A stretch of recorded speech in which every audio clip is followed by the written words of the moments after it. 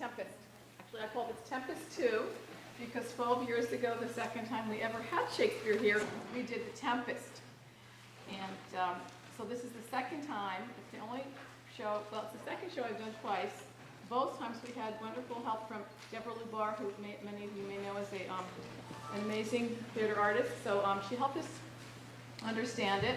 And doing it twice, as with many things that you do twice, you get to really understand it better. And it's a powerful show. It requires, I generally do comedies. This is not a strict, straight comedy. It has a lot more depth to it, and it required a lot of us, well, students in particular. And I think they really dug down deep, and I hope you see that. So we've worked 3 months to this moment, and we hope you enjoy it. Thank you for being here.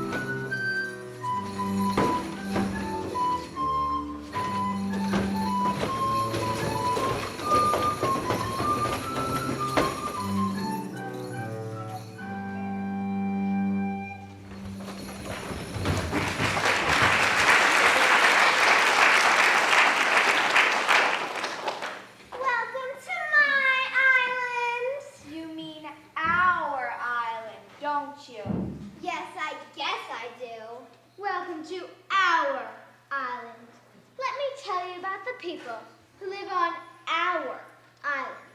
The only inhabitants are an old woman, Prospera, and her very beautiful daughter, Miranda.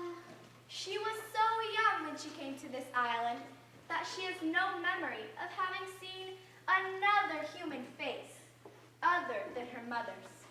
Please tell some more about Prospera and Miranda. I love to hear the story. Better still, let us show you.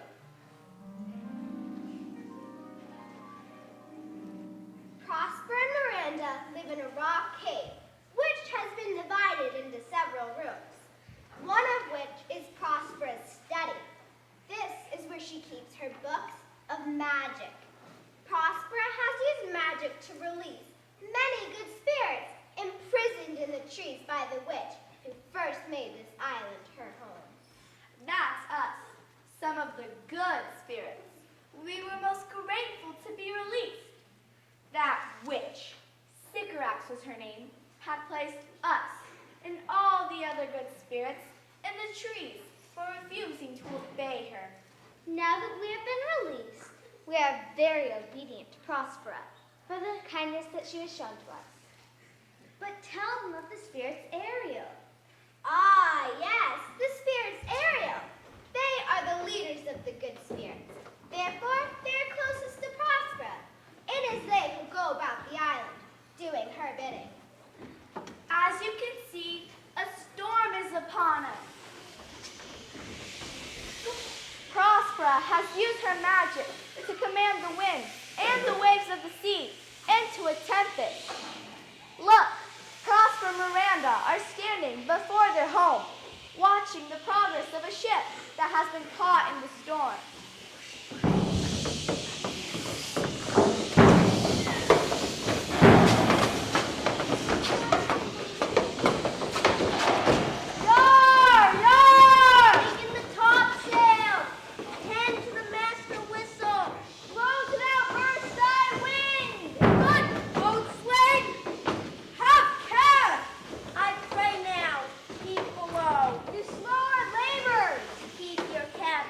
You do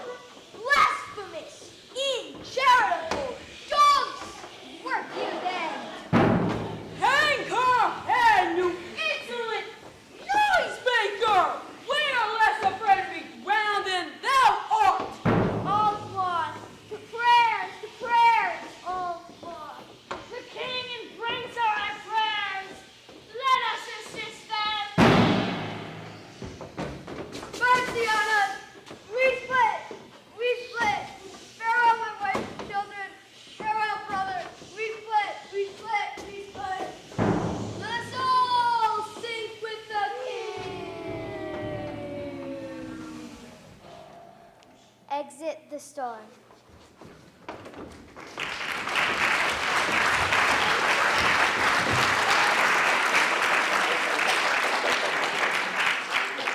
As you can see, Miranda is very upset by what she sees and implores her mother to stop this terrible storm. If by your art, my dearest mother, you have caused the waters to roar, please allay them. Oh, I have suffered with those that I saw suffer. A brave vessel who had no doubt some noble creatures in her, dashed all to pieces. Poor souls, they perished. Be collected. Tell your piteous heart there's no harm done. Oh, woe the day, no harm. Wipe thine eyes, have comfort. The wreck which touched thy compassion, I have by my art so safely ordered that not a soul was destroyed in the vessel which thou sawest sink. Sit down, for 'tis time I should inform thee further. Prospera tells Miranda the story of their arrival on the island. She explains that she is the rightful Duchess of Milan and that Miranda is a princess.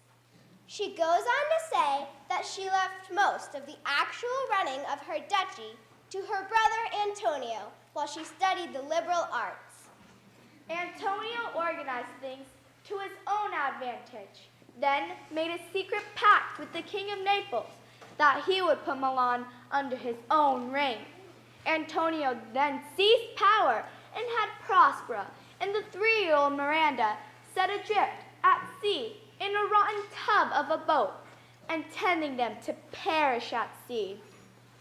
Wherefore did they not that hour destroy us?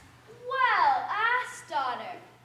They durst not, for dear was the love my people bore me. They hurried us aboard a ship and bore us out to sea, where they put us in a rotten vessel, not rigged, nor tackle, nor sail, nor mast. The very rats had quitted. There they left us upon a sea that roared. Alack, what trouble was I then to you? No, thou were an angel that did preserve me. Thou didst smile, giving me courage to bear up against that which would happen. A noble of Naples, Gonzalo, was put in charge of this terrible deed. Out of charity, going as far as he dared, he furnished Prospera and Miranda with rich clothes and cloth, food and other necessities. Since Prospera prized them above her duchy, Gonzalo selected books from Prospera's own library. Their boat had finally drifted to this island. But as you can see, Miranda wonders what this story has to do with the tempest her mother has caused. No, only this.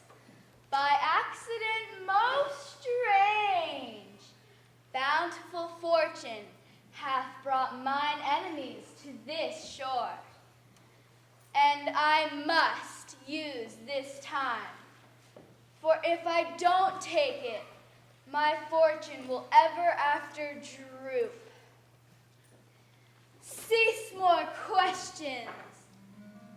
Thou art inclined to sleep. Thou cannot choose to stay awake. Come, servants, come. I am ready now. Approach my aerials. Come!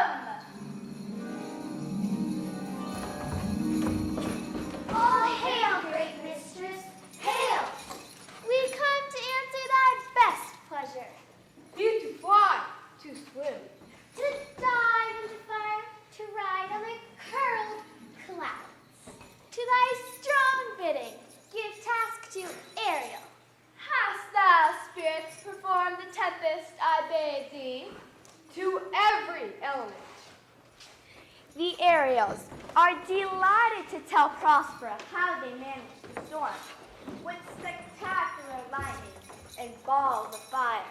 They tell how they terrify the passengers and the crew until all the passengers jumped overboard, but the crew remained with the ship. Next, they brought the ship undamaged into a quiet cove and put the crew to sleep below the decks. They told how they dispersed the rest of the fleet during the storm, then reassembled them and sent them sadly on their way back to Naples, supposing the king's ship to be lost. Ariels, thy task was performed exactly as charged. But there's more work.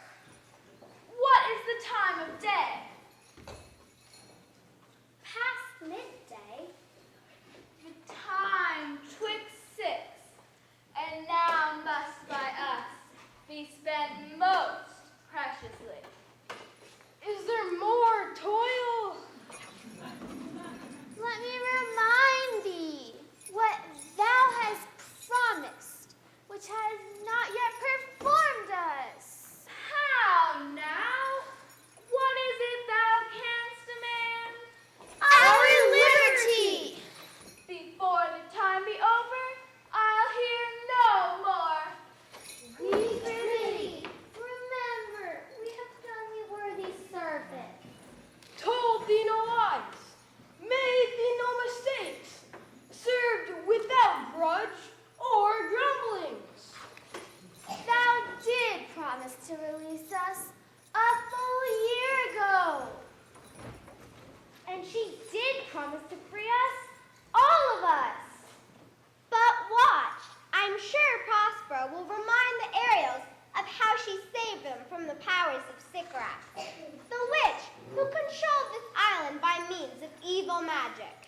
When she died, she left the Ariels imprisoned in a pine tree for their refusal to obey her evil commands. Yes, Prospera only freed the Ariels on the condition that they would serve Prospera. But wait, Prospera is promising them their freedom. If they are cheerful and obedient, Prospera will set them free within 2 days. I think the Ariels must be very grateful, as I would be. Listen, they ask for directions on what they are to do. Go, make thyselves like nymphs of the sea.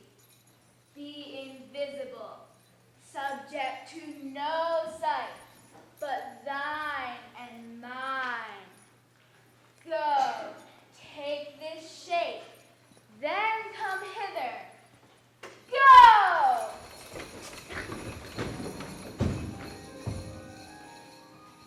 Awake, dear heart, awake.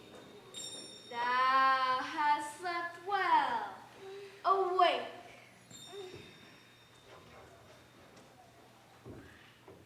The strangeness of your story put a heaviness in my eyes. Come on, we'll visit Caliban, my slave, who never yields us kind answer. 'Tis a villain man. I do not love to look on. But he profits us. He does make our fire, fetch in our wood, and serve us. What ho!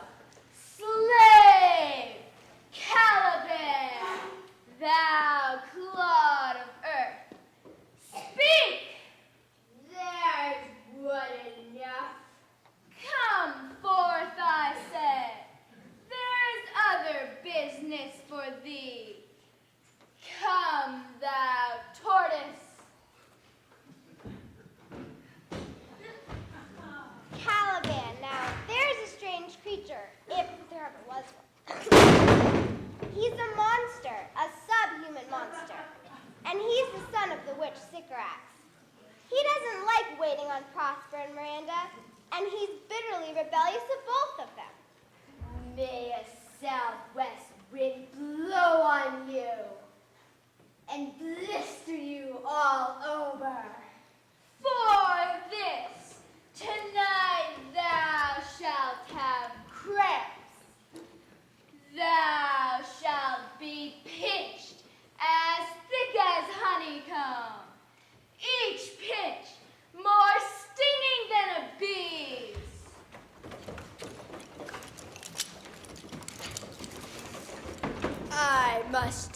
my dinner. This island is mine by Sycorax, my mother, which thou takest from me. Thou stroked me and made much of me, gave me water with berries in it, and taught me of the lights that burn both day and night. Then I loved thee and showed thee all the island, the fresh springs and fertile places. Cursed be that I did so. All the charms of Sycorax, toads, beetles, bats, light on you. For I am all the subjects that you have. First I was mine own king. Now here you tie me to these rocks and keep me from the rest of the island. Lying slave! I have used human care with thee, and lodged thee in mine own cell, till thou did try to harm Miranda. Oh, ho! Would that I had done so. Caliban, I pity thee. Took pains to make thee speak. Taught thee each hour one thing or another. You taught me language, and my profit is I know how to curse. A plague on you for teaching me your language. Go, slave! Hence!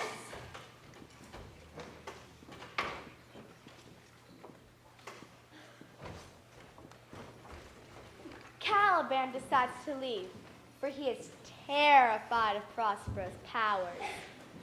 But here come the spirits' Ariels. Look what they have with them, a fair and handsome young man. It is Ferdinand, the heir to the throne of Naples. He has been wandering the island after being washed ashore by the Tempest. Hark! Hark! The watchdogs bark! Hark, hark, I hear. The strain of a strutting chanted clear. Where should this music be from? The air or the earth? It sounds no more. I have followed it. No. It begins again. 4 fathoms 5, thy father lies. Of his bones are coral made. These are the pearls that were his eyes. Nothing of him doth fade. But doth Zephyr sea change into something rich and strange? Sea nymphs hourly ring his knell. Ding dong. Hark now, I hear them. Ding dong bell. This ditty does remember my drowned father. Miranda, say what thou seest yonder. What is it? A spirit? How it looks about. It carries a brave form. But is it a spirit? No, girl, for it eats and sleeps and has such senses as we have. This gallant young man thou seest was in the wreck. He hath lost his fellows and strays about to find them. I might call him a thing divine. For For nothing natural I ever saw was so noble. Surely, that is the goddess of these airs. May I know, if you dwell upon this island, will you give me instruction as to how I came to be here? My prime request. Oh, you wonder. You a maid or no? No wonder, sir, but certainly a maid. My language, heavens, I am the best of them that speaks this speech. The best? What if the King of Naples heard thee? Myself am Naples, who with mine eyes beheld the king, my father, wrecked. Alack, for mercy. Yes, and all his lords. At the first sight, they have exchanged looks of devotion. Delicate Ariel, I'll set thee free for this. A word, good sir. I fear you have done yourself some wrong. A word. Why speaks my mother so urgently? This is the second man I ever saw, and the first I ever sighed for. If your affections have not gone forth, I will make you the queen of Naples. I charge thee to attend to me. Thou hast stolen the name you claim. You are but a spy who has put upon this island to win it from me. No, as I'm a man. There's nothing ill can dwell in such a temple. If the ill spirit has so fair a house, good things will strive to dwell within it. Speak not for him. He is a traitor. Come, I'll manacle thy neck and feet together. Sea water shalt thou drink. Follow. No, I will resist. Oh, dear mother, make not a trial of him. He is gentle and not fearful. Put thy sword up, traitor, for I can disarm thee with this stick and make thy weapon drop. I beseech you, mother, Hang not on my garments. have pity. I will speak for him. Silence!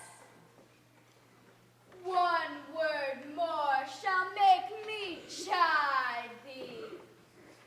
Thou think'st there is no more such shapes as he, having seen but him and Caliban. You are foolish. Speak not for him.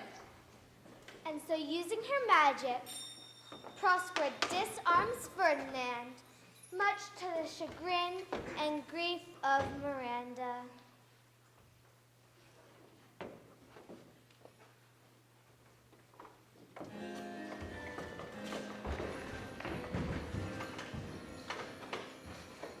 Fortune, my foe, why dost thou frown on me? And will thy glitters never greater be? Wilt thou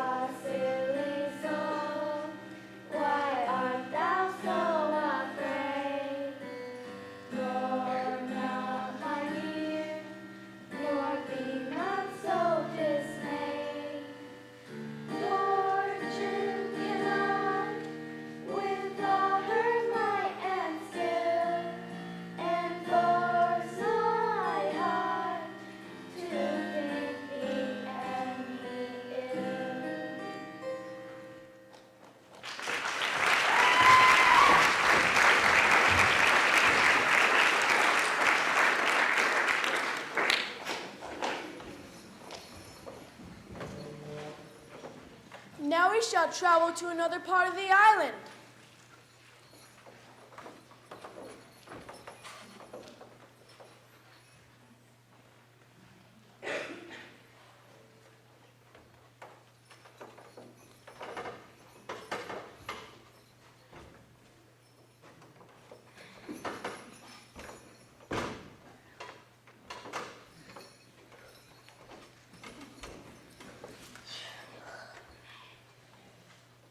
All the royal party has assembled here, except for Ferdinand, of course.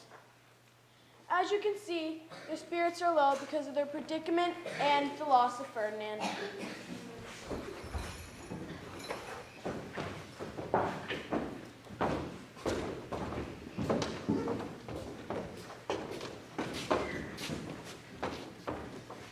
I beseech you, sir, be merry. You have a cause, so have we all, of joy. For the miracle of our escape is beyond our loss. Wisely, good sir, weigh our sorrow with our comfort. Prithee, peace. Here seems comfort like cold porridge. That old cock. The air breathes upon us here most sweetly. Here is everything advantageous to life. How lush the grass looks. The ground is indeed tawny, with an eye of green in it. Our garments, though drenched in the sea, look fresh, new-dyed. Sir, is it not my doublet as fresh as the day I wore it at your daughter's marriage in Tunis? You cram these words into mine ears. Would I have never married my daughter there? For from this trip, my son is lost. O mine heir, what strange fish hath made his meal on thee? Sir, he may live. I saw him beat the waves with lusty strokes. I do not doubt he came alive to land. No, he's gone. Sir, you may thank yourself for this great loss. You were kneeled to and implored by all of us to not bring about this marriage. We have lost your son, I fear forever. The fault is your own. So is the loss. My lord Sebastian, the truth you speak doth lack some gentleness.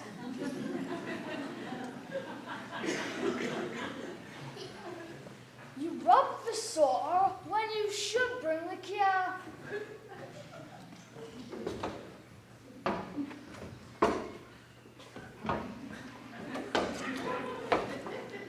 It is foul weather in us all, good sir, when you are cloudy.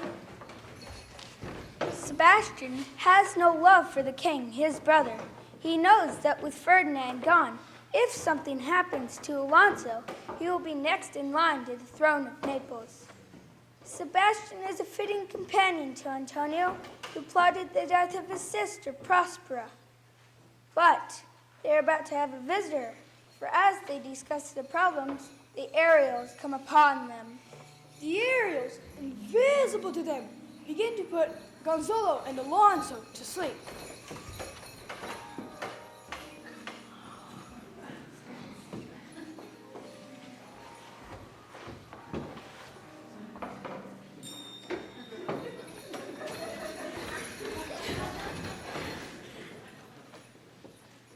What a strange drowsiness possesses them.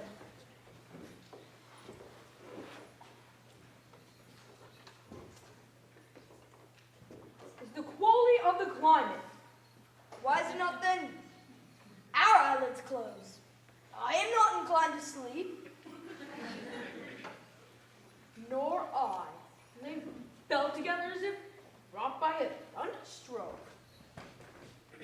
As the two talk, they decide that with Ferdinand out of the way, Sebastian may now have the opportunity to become King of Naples.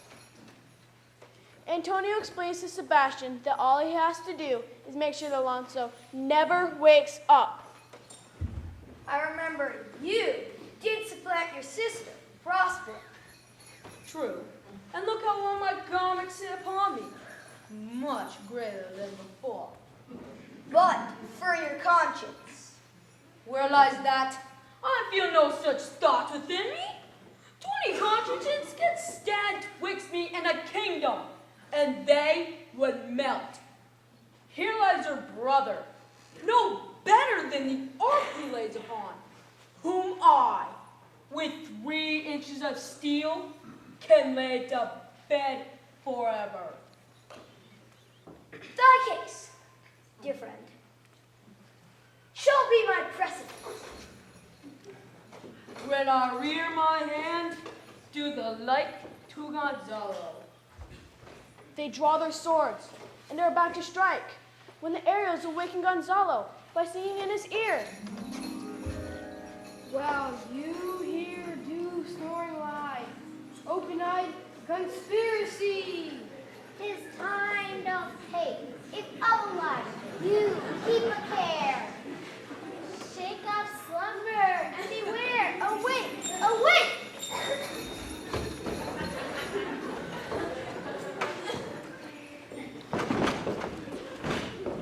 Now, good angels, preserve the king. What's the matter? Why? How now? Why are you drawn? Wherefore this ghastly looking?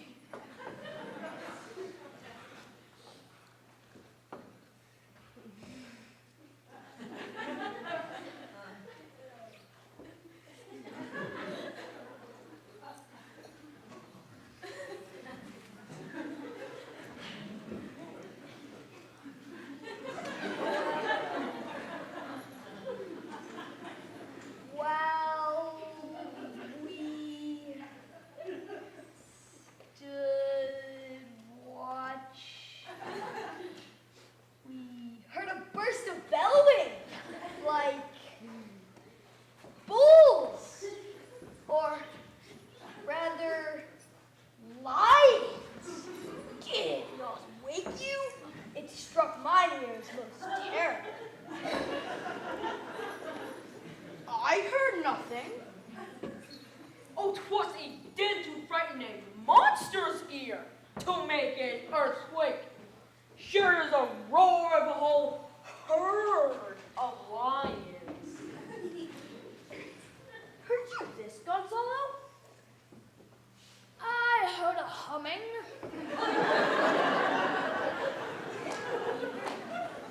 A strange one, too, which did awake me. There was a noise, verily. 'Tis best to stand upon our guard. Luckily, their excuse is accepted, and the king insists that they get on with their search for Ferdinand.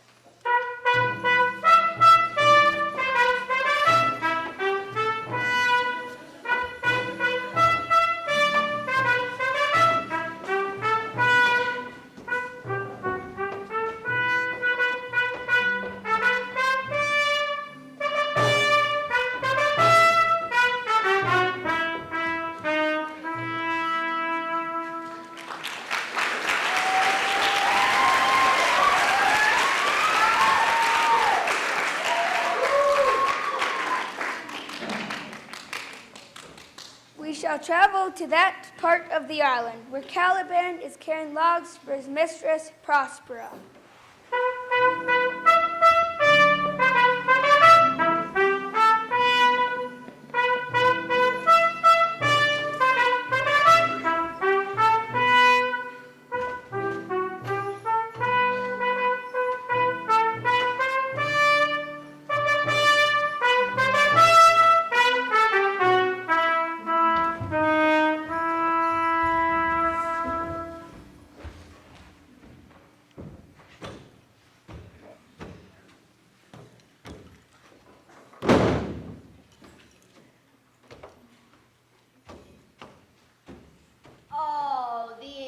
affections under the sun fall on Prospera.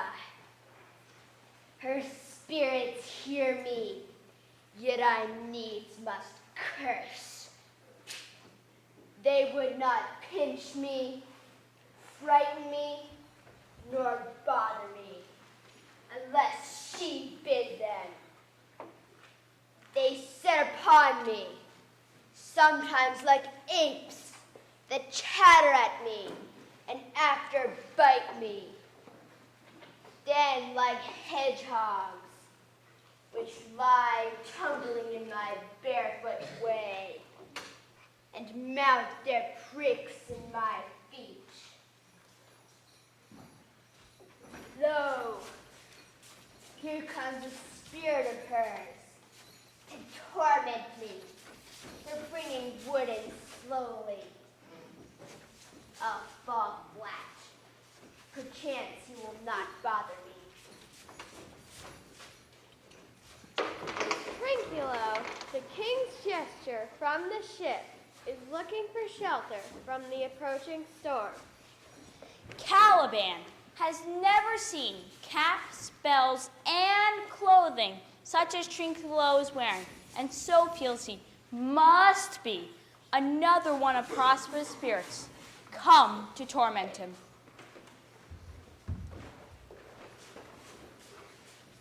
I know nowhere to hide my head.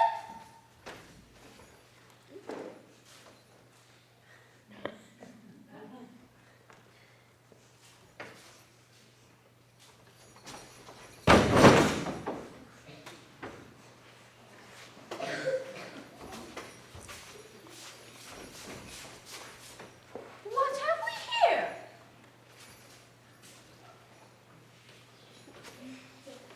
A man? A fish? Dead? Or alive? A fish? He smells like a fish. A very ancient fish-like smell. Strange fish.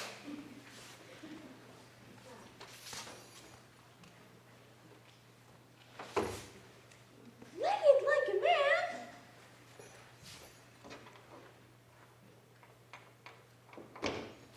Fins like arms. Almost my opinion. For this is no fish, but an islander that has lately suffered by a thunderbolt.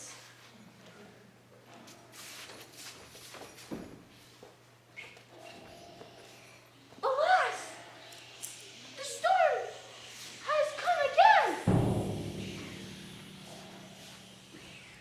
My best way is to creep under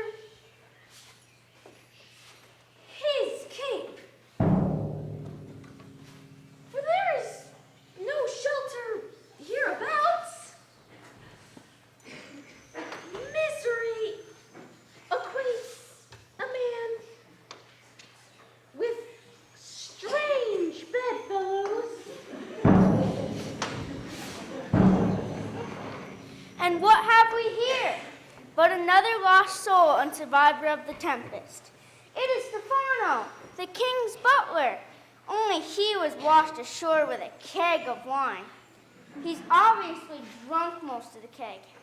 And oh, that seaman's song he's singing.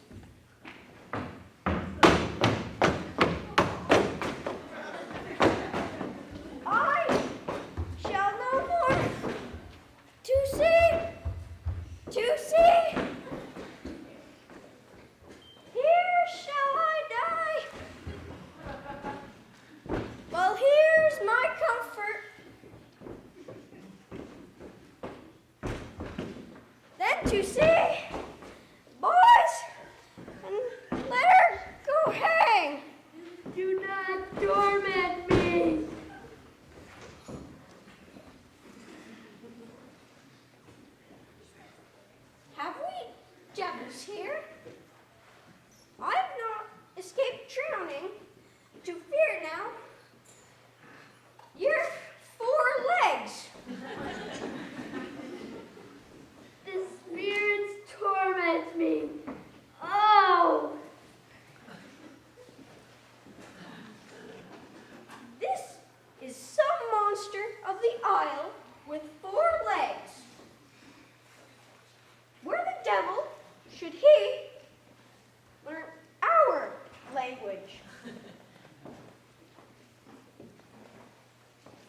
village.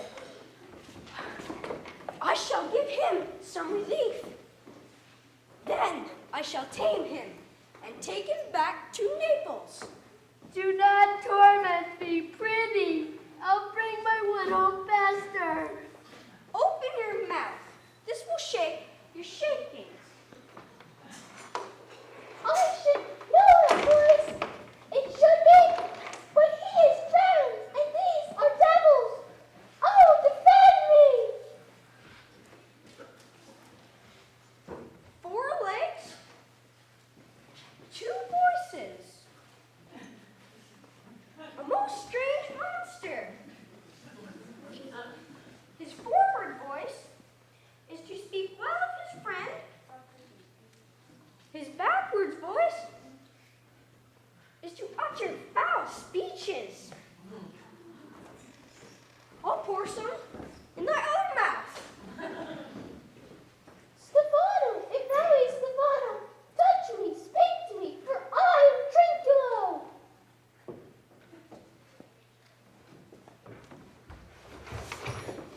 Thou art Trinculo indeed. How came this to be joined to this miscap? I took him to be killed by a thunderstroke. But art thou not drowned, Stefano? I hope now thou art not. Oh, Stefano, two Neapolitans escaped.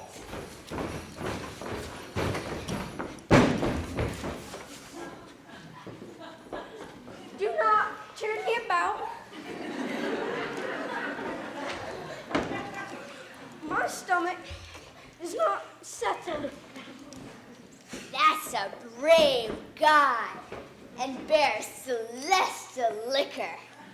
I will kneel to him.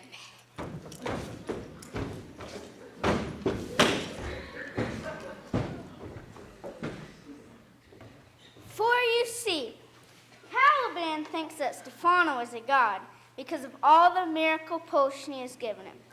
Trinculo and Stefano both tell each other about their escape to shore, while Caliban continues to worship Stefano.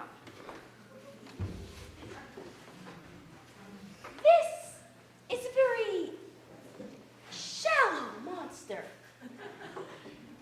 I fear him.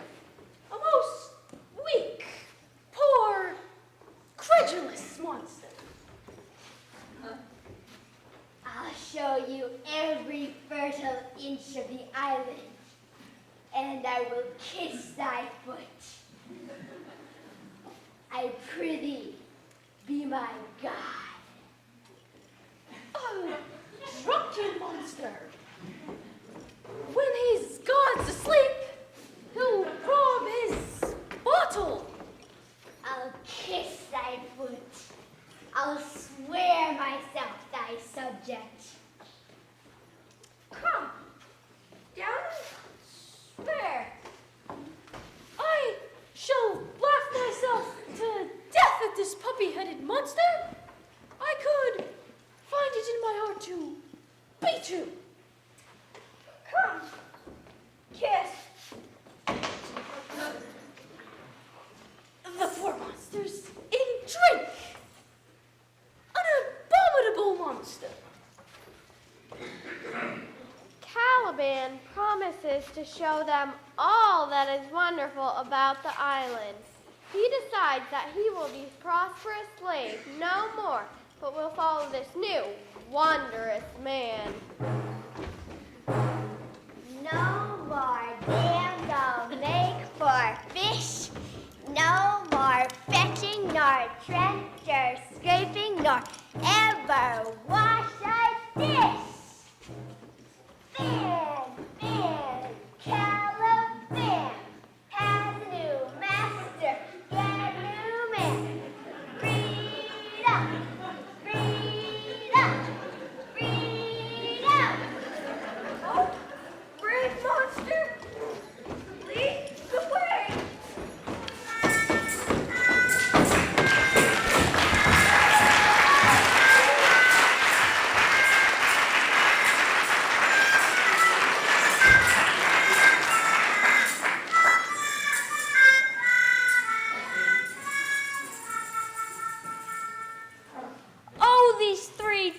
drunken fools! Of what mischief will they partake? But here comes Ferdinand, followed by Miranda.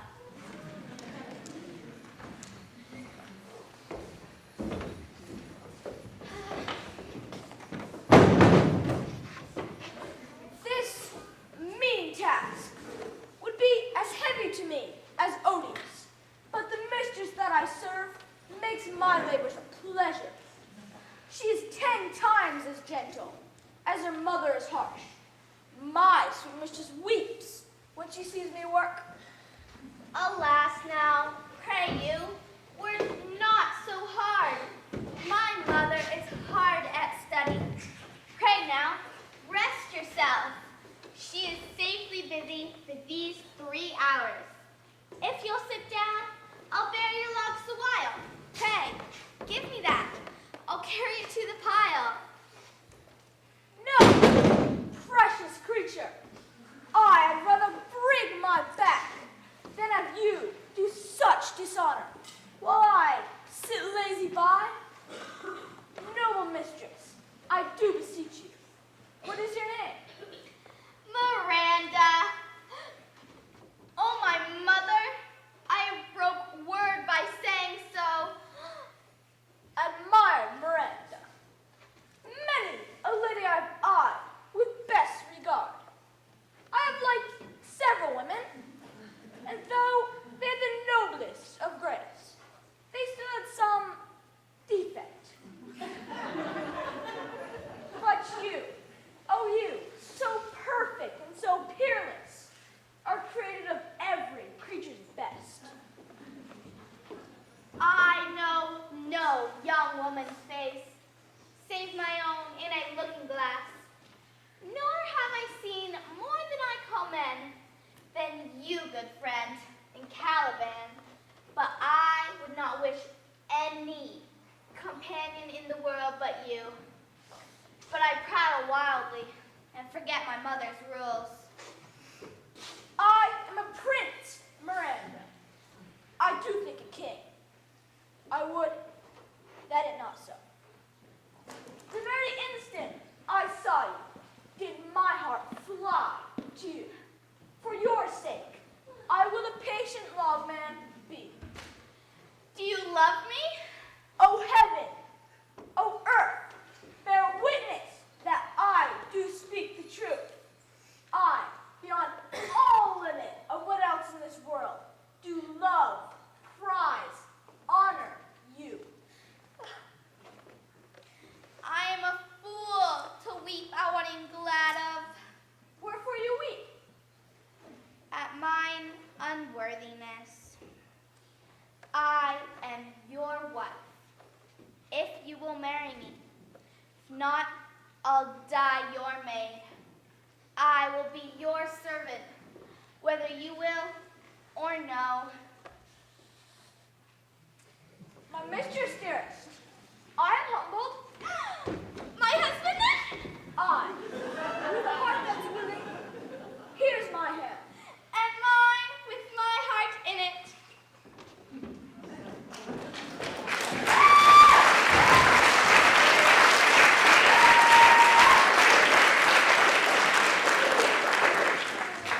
The 2 young romantics wander off, hand in hand, never knowing that they have been watched by Prospera, invisible to them. So glad of this as they. I'll to my books, for ere supper time must I perform much business. The 3 drunken fools are quickly becoming drunker. Stefano is beginning to believe himself a majestic figure due to the line, and Caliban's expressions of devotion and admiration.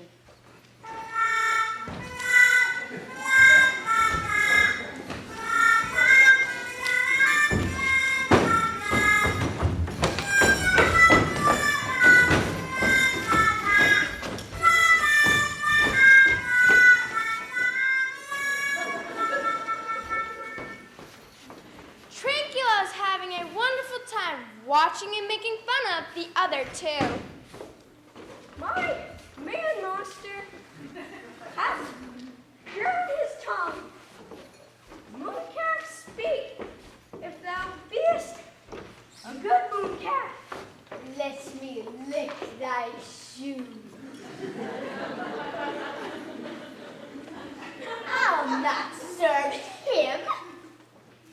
He is not brave. Thou liest, most ignorant monster, being but half a fish and half a monster. Lo, how he mocks me.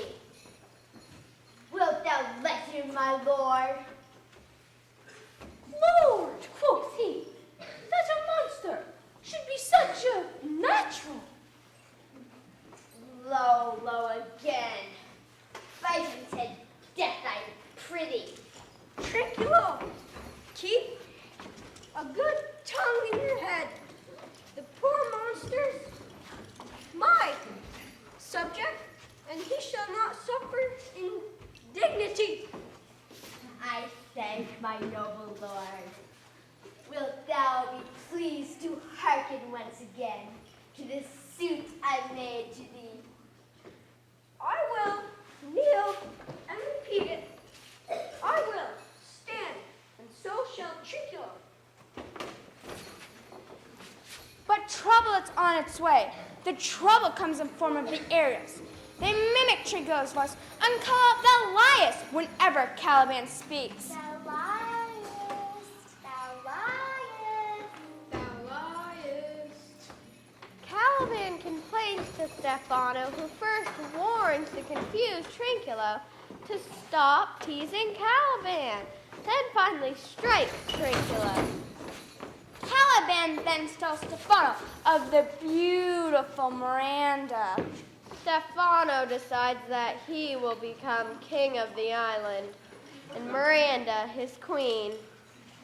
Caliban outlines the plan whereby they will murder Prospera in her sleep after seizing her books of magic. While they're planning to murder Prospera, they hear the Ariels playing a strange tune. They see no one, and knowing of their wicked ways, they are very much afraid of this strange sound. Fear not. The island is full of noises, sounds, and sweet airs that give delight and hurt not. Sometimes 1,000 twanging instruments will hum about mine ears, and sometimes voices that if I wake will make me sleep again.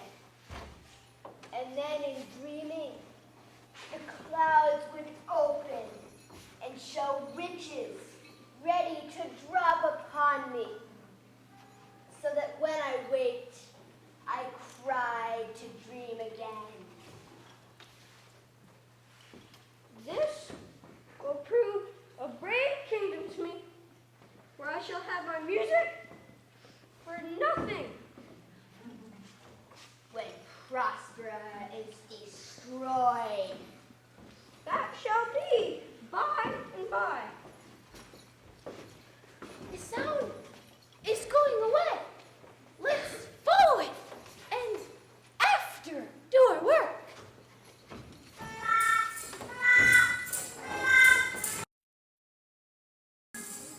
The royal party has been wandering around the island looking for Ferdinand. As they were near Prospera's cave, they are very tired.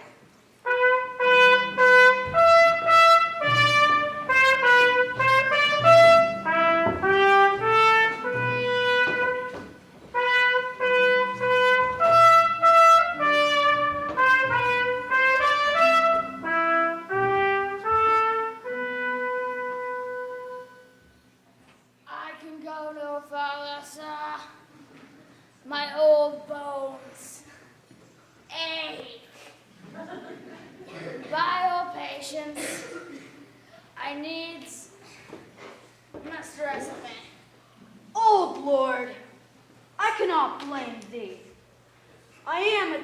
to weariness myself. And so they all sit down to rest, with Sebastian and Antonio, still trying to find a way to get rid of Alonso and Gonzalo. As they rest, the invisible Prospera watches them. The Ariels have asked us to take upon a strange shape to help bring in a glorious feast for the weary travelers. Depart, spirits! Heaven, kind keepers, what were these? Now I will believe that there are unicorns. I too shall believe. No matter, for we shall have what they leave here. But before the men can begin to eat, the arrows return, make the food disappear, and accuse the men of their crime. You are 3 men of sin, whose destiny has caused to be thrown upon this island. You, among all men, being most unfit to live, I have made you mad. You fools! The elements of whom your swords are tempered may as well wound that winds as try to diminish me.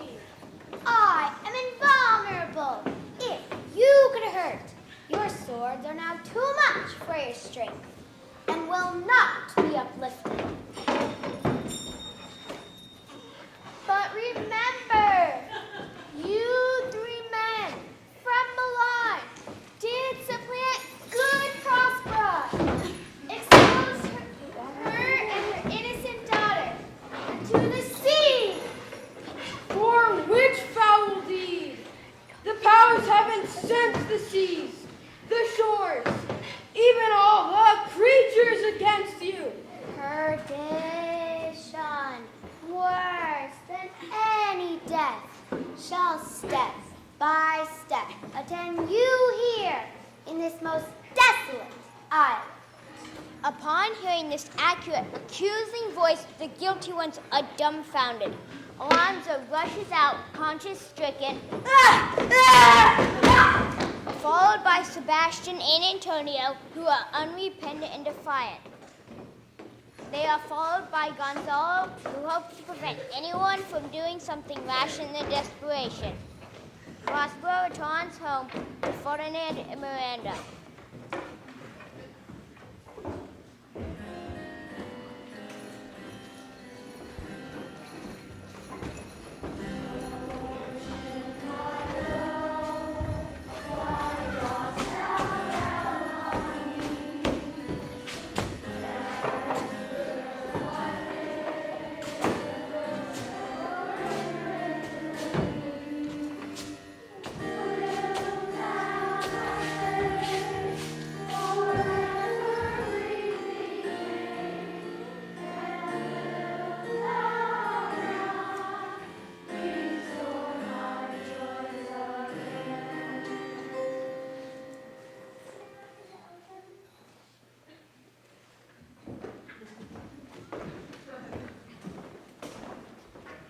All thy vexations were but my trials of thy love, and thou hast stood the test. Here before heaven I give a rich gift. My daughter, Such love is mine this day. fairly spoke, sir. Sit then and talk with her. She is thine own. Prospera has some of the spirits perform a dance for the young couple to celebrate their betrothal. It is a dance of love and celebration. Ferdinand and Miranda enjoy the dance and its promises of love and happiness.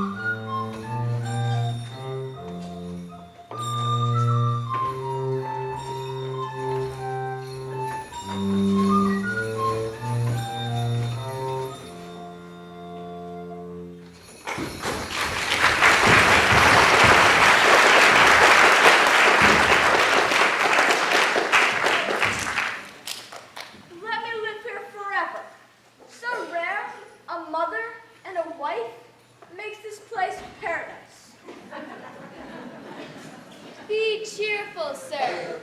Our revels now are ended. These, our actors, as I foretold you, were all spirits and are melted into air. We are such stuff as dreams are made on, and our little life is rounded with this sleep. If you be pleased, retire to my cave and rest, while I, a turn or two, will walk. Prosper remembers that Caliban, Stefano, and Trinculo are on their way to murder her. Prospera summons the Ariels, who report that the three fools were led down a thorny trail through very wild country and were left wallowing in a pond covered with filth not far away. Prospera has the Ariels bring out some gaudy clothes and hang them on a tree.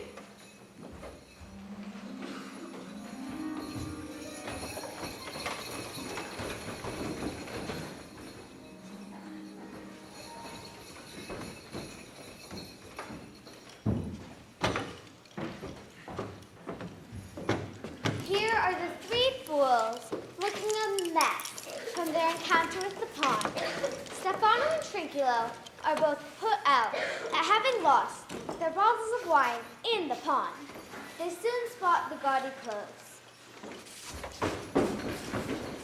Pray you, tread softly. We are near her cave. Oh, King Stefano! Oh, worthy Stefano! Look what wardrobe here is for thee! Let it alone, thou fool.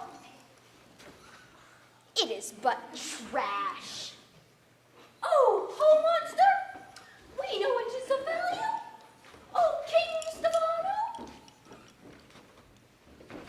Put off that robe, Trinculo! I'll have that camera! Thy grace shall have it! Let it alone and do the murder first. If she wakes, she'll fill our skins with pinches and make us strange stuff. Be you quiet, monster!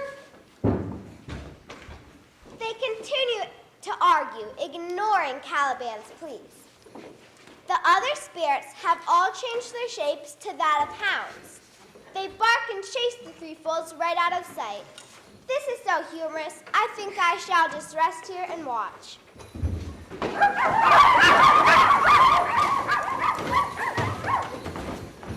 Hark they roar! Let them be hunted soundly. At this hour lies all my mercy, all mine enemies. Shortly shall all my labors end, and thou shalt have the freedom of the air. Say, my spirits, how fares the king and his followers? All prisoners, ma'am, they do not budge till your release. Your charms are stronger, Werkson, that if you now beheld them, your affections would become tender. Dost thou think so, spirit? Mine would, were I human. And mine shall. Go, release them, Ariels. My charms I'll break, their senses I'll restore, and they shall be themselves. We'll fetch them, mistress. Prosper decides that she has done enough with her powers and declares that she now intends to give up all of her magic. But this rough magic I here abjure. I'll break my staff, bury it certain fathoms in the earth, and deeper than ever plummet sound, I'll drown my book. To work mine end upon their senses, this airy charm is for.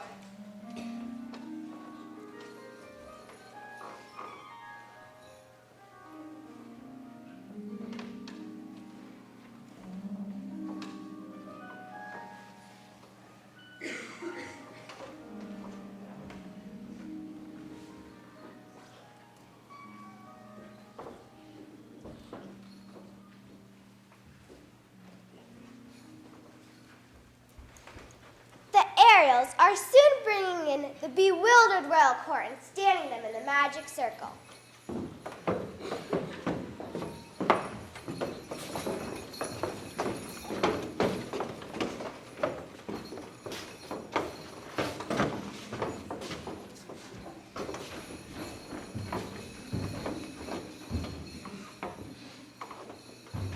Prospera throws off her cloak of invisibility and puts on the hat and sword that will show her to be Prospera, the Duchess of Milan from 12 years before.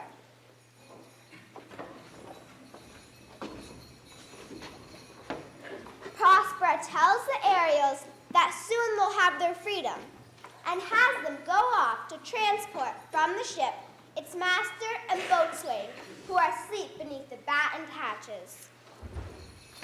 Behold, Sir King, the wronged Duchess of Milan, Prospera.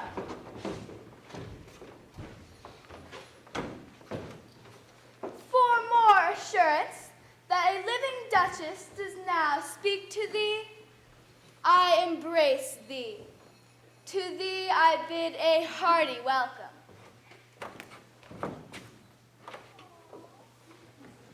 Whether thou beest, she or no, I know not. But if this be, I do entreat thee, pardon me my wrongs. First, noble friend, your honor cannot be measured or confined.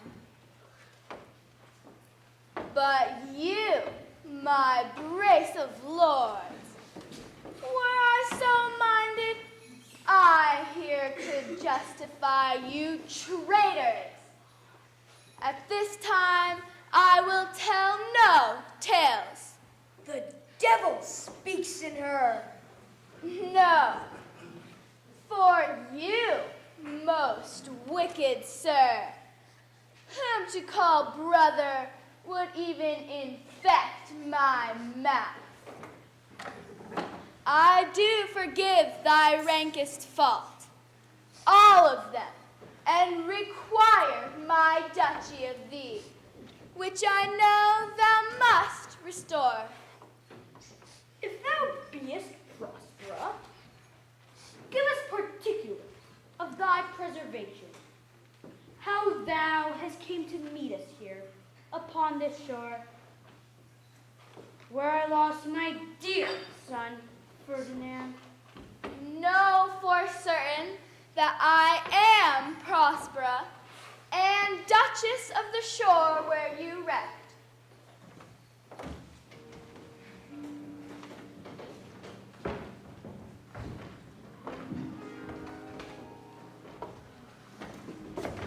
A most high miracle, arise and say how thou camest here.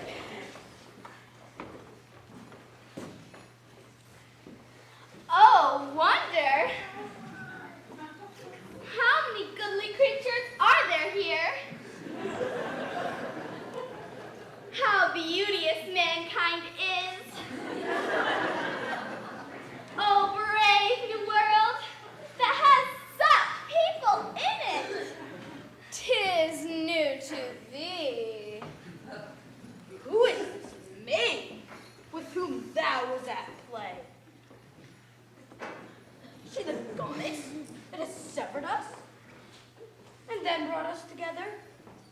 Sir, she is mortal, but by providence, she's mine. I chose her when I could not ask my father for his advice. She is the daughter to this famous Duchess of Milan, of whom so often I have heard renown, and of whom I have received a second life and a second mother. This lady makes her to me. Look down, you gods, and on this couple drop a blessed crown. Oh, rejoice beyond the common joy. I say amen. Give me your hands. Let sorrow embrace any that do not wish you joy. Ariels lead in the bewildered boatswain and assure them that the boat is in perfect condition and ready for their voyage home.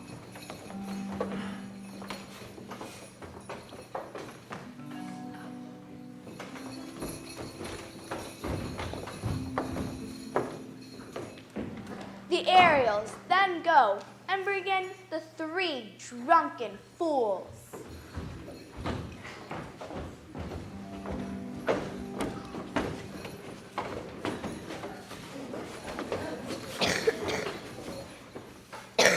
Caliban is especially fearful of what Prospera will do to him. Go to my cell. Take with you your companions. If you look to have my pardon, move handsomely. Aye, that I will. And I'll be wise hereafter. What a thrice double ass was I to take this drunkard for a god and worship this dull fool. Go!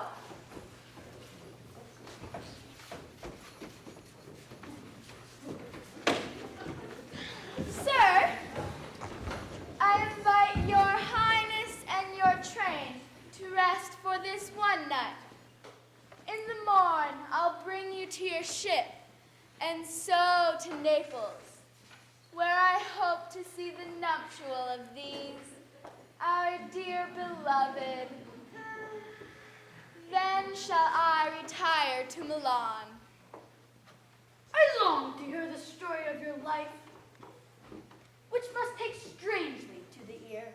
I'll deliver all, and promise you calm seas, auspicious gales, and sail so fast that you shall catch your royal fleet far off.